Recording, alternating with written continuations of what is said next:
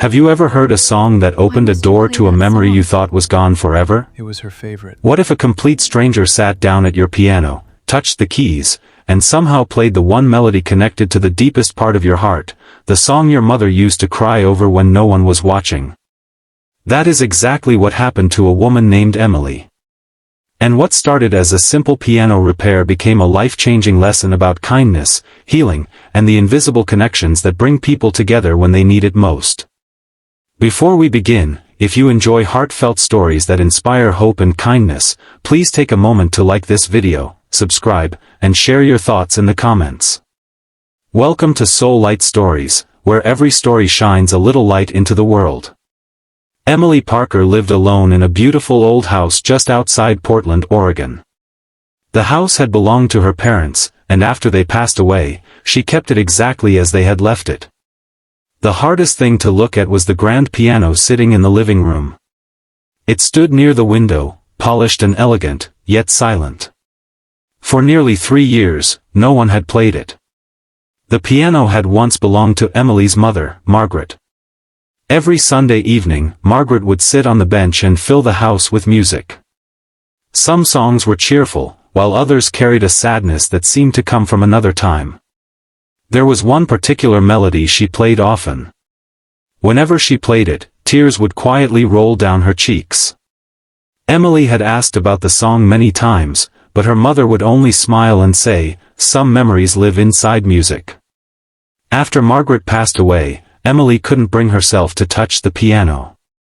The silence became easier than the memories.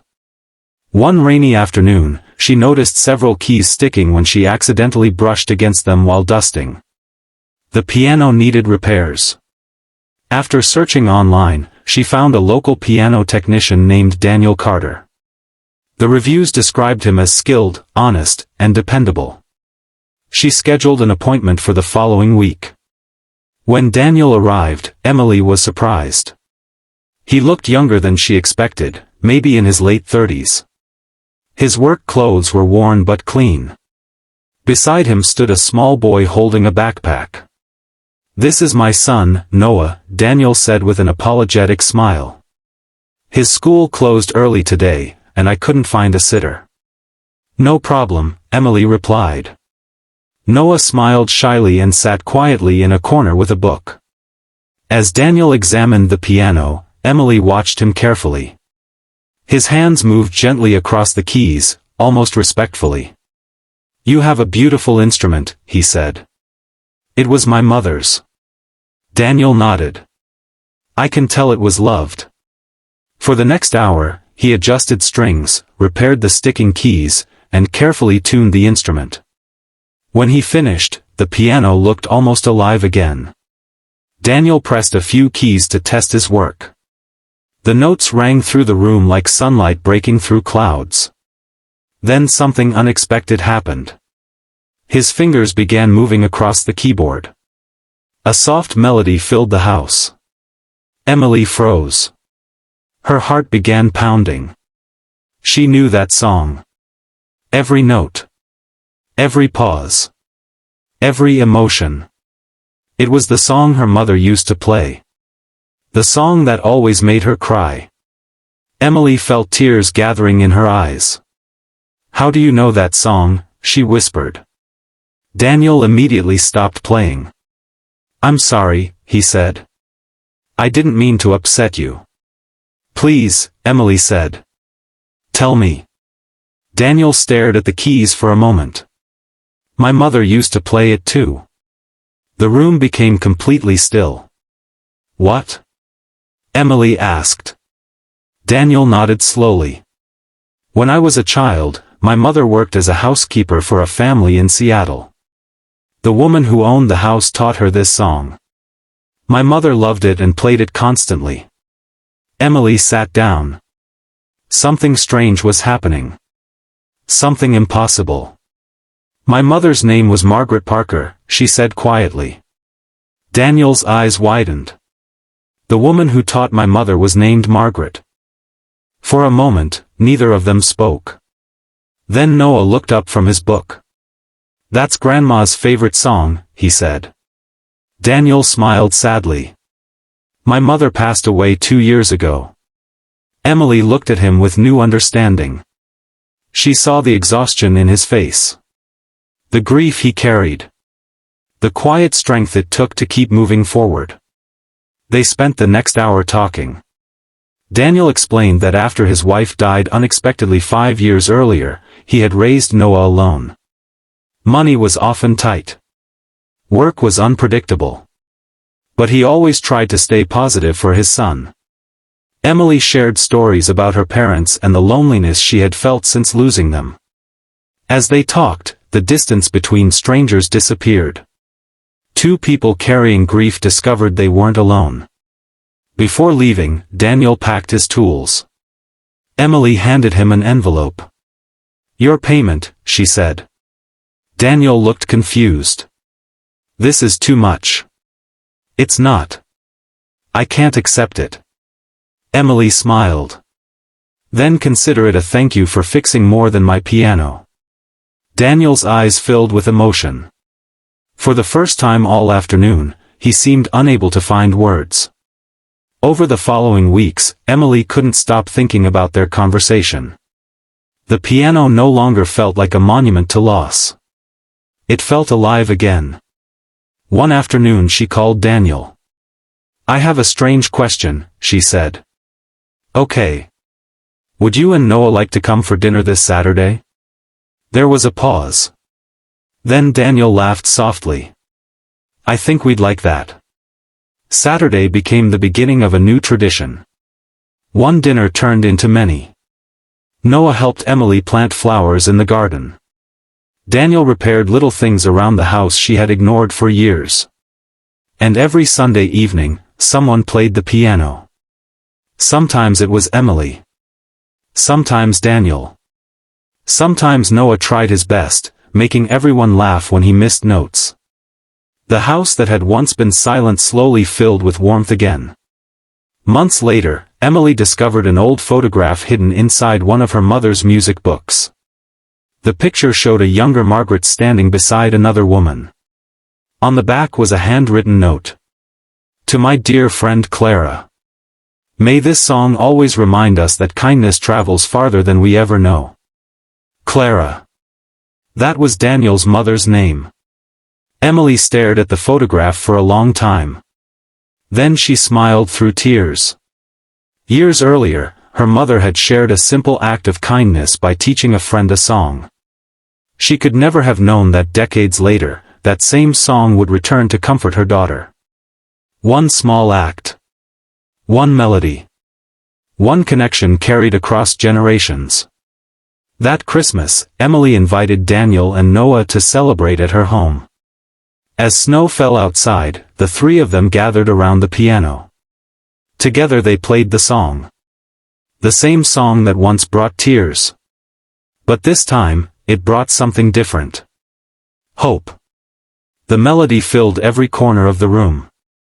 And somehow it felt as though all the people they had loved and lost were listening too. Kindness often works that way. We offer a helping hand, a kind word, or a simple gesture without knowing where it will lead. Years may pass. Lives may change. But the goodness we share continues traveling through the world, touching hearts we may never meet. Emily thought she was hiring someone to repair a piano. Instead, she found friendship, healing, and a new family. And Daniel thought he was showing up for another ordinary job. Instead, he discovered that kindness has a way of bringing people home to each other. So the next time you have an opportunity to show kindness, don't underestimate its power. A small act today may become someone else's hope tomorrow. And just like a beautiful song, kindness has a way of echoing far beyond the moment it begins. 1 year passed, and life looked very different for Emily, Daniel, and Noah. The house that had once felt empty was now filled with laughter, music, and the comforting sounds of people who cared about one another. Every Sunday evening, neighbors would often hear piano music floating through the open windows. Some would stop outside for a moment just to listen. What began as a friendship had become something much deeper. Emily no longer spent her evenings alone. Daniel and Noah had become a regular part of her life, and in many ways, they felt like family. But one spring morning, an unexpected challenge arrived. Daniel received a letter from the landlord of the small apartment where he and Noah lived. The building had been sold. All tenants had 90 days to move out. Daniel read the notice twice, hoping he had misunderstood. But the words remained the same. They would have to leave. That evening, he sat quietly at Emily's dining table while Noah finished his homework nearby. "You seem worried," Emily said. Daniel forced a smile. "It's nothing." She gave him a look that said she knew better. After a moment, he handed her the letter.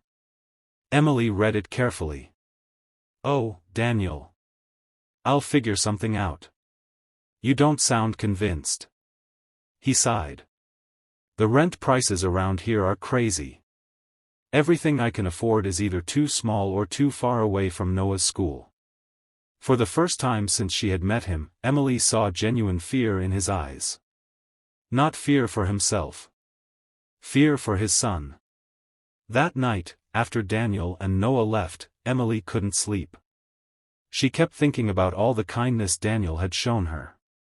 He had repaired broken shelves, fixed leaking faucets, shoveled snow from her driveway, and checked on her whenever storms rolled through town. More importantly, he had helped bring joy back into her life. Now he needed help. The next morning, Emily walked through the large upstairs hallway of her house. Several bedrooms sat empty. Most hadn't been used in years. An idea began forming in her mind. It sounded crazy. But the more she thought about it, the more right it felt. That evening, she invited Daniel over. After dinner, she took a deep breath. "I want to ask you something." Daniel looked concerned. "What is it?"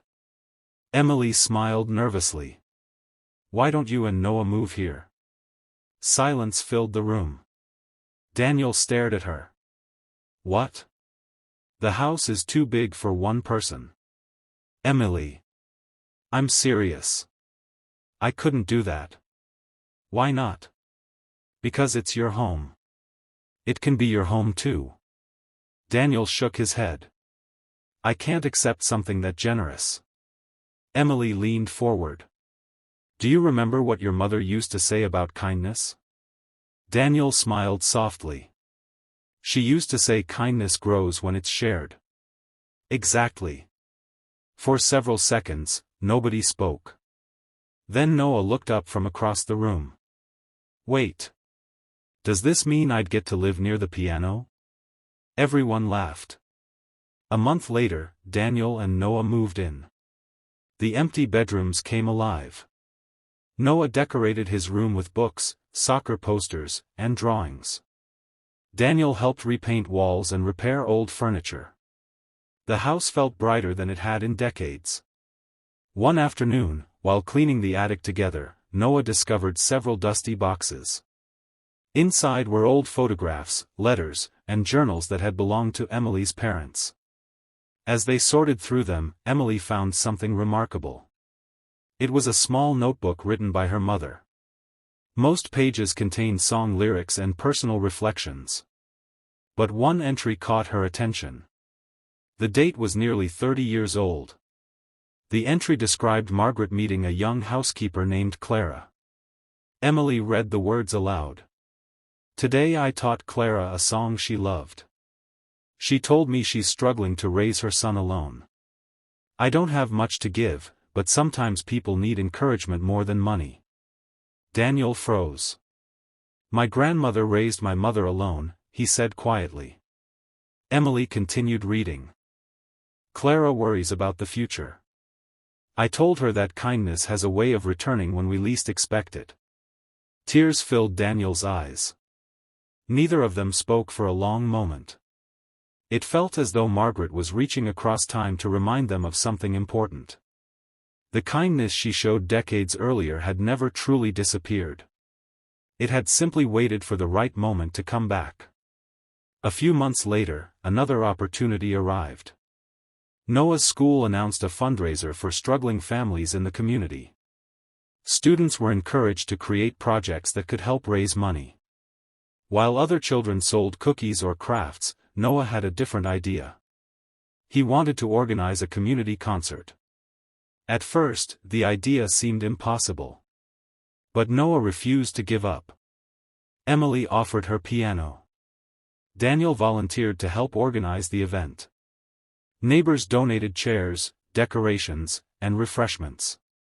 Soon, the entire town seemed involved. The night of the concert, the small community center was packed.